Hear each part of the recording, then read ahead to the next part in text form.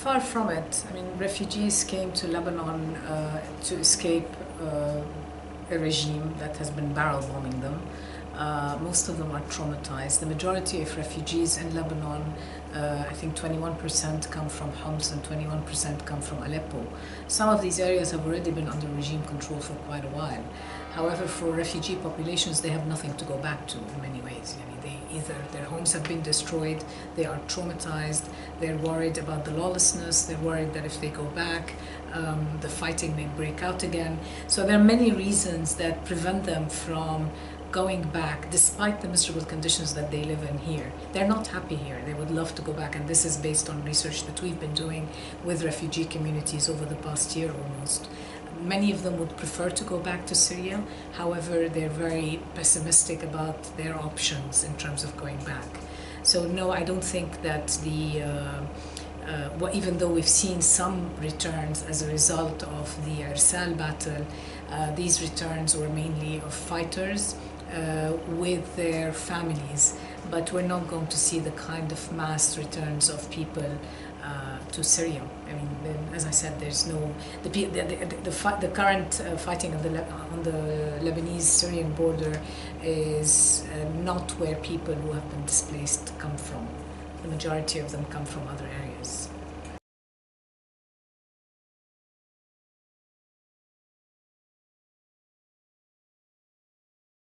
The Syrian regime is already exploiting the question of refugee return, I mean, at least vis-à-vis Lebanon, in terms of, along with Hezbollah, there's a lot of pressure on the Lebanese government to normalize relationships with the regime.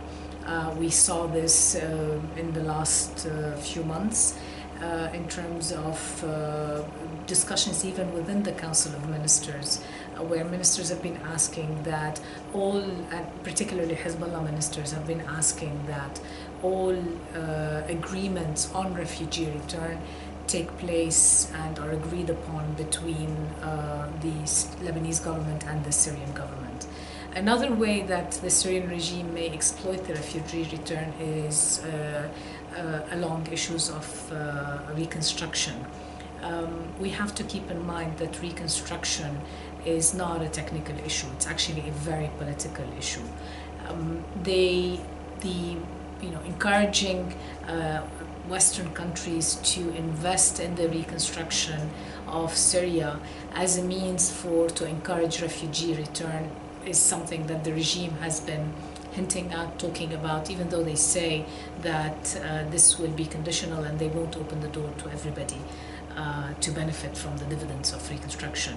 However, I think they will probably use the issue of refugee return, saying if you want people to come back, you have to invest in stabilizing and in making the areas that they came from far more livable. The concern here is that if donors go along with this, this could open the door to empower and enable regime affiliated groups on the ground in a much more dramatic and much more powerful way. I'll just give one example. In the case of NGOs, for example, in regime-held areas, the only NGOs that are allowed to work with international organizations tend to be NGOs that are already affiliated with the regime. So, and a lot of the reconciliation deals that have happened so far until now over the past year with Russian backing have actually expelled, as part of these reconciliation deals, they've expelled any kind of civil society organizations, even humanitarian ones, that were operating under the opposition. So the idea that anyone else other than regime-affiliated groups will benefit from reconstruction in this kind of a context, I think, is a pipe dream.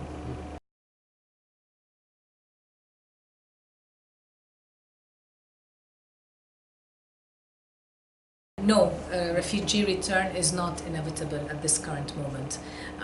The way things are developing in Syria, they are pointing to a very fragmented approach to stabilization and not towards the formation of a kind of a broad political settlement, some sort of a grand bargain that will allow and open the door for people to go back to their homes with security guarantees.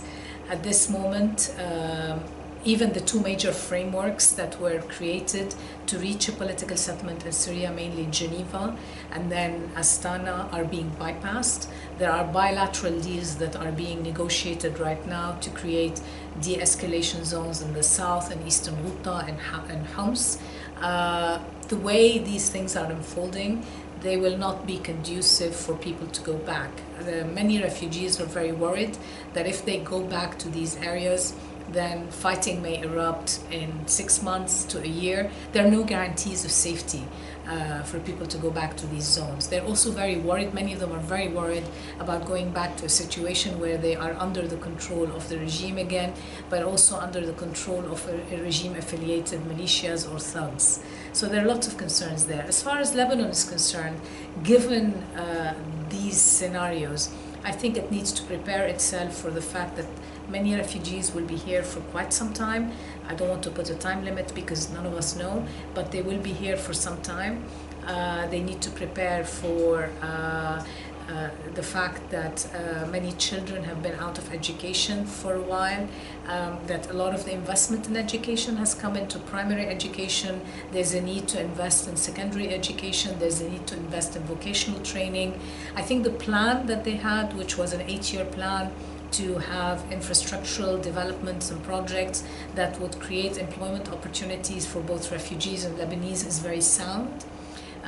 The other area where they need to prepare for and may perhaps anticipate is that over the past 6 years, refugees have been subjected to incredible discrimination in this country, unfortunately.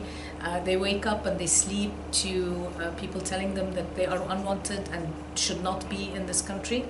I think that this has created quite a bit of, unfortunately, it's created quite a bit of polarization between the Lebanese and Syrian communities, and there need to be some quick moves to address this. You don't want a large population in your country that is angry, that feels it is being marginalized, that feels it is being excluded, and that feels it is systematically being discriminated against, particularly when it's a very young population. This could open the door for the radicalization of some of the youth down the road. I mean, it can really spell trouble down the road if we're not able to address it very quickly.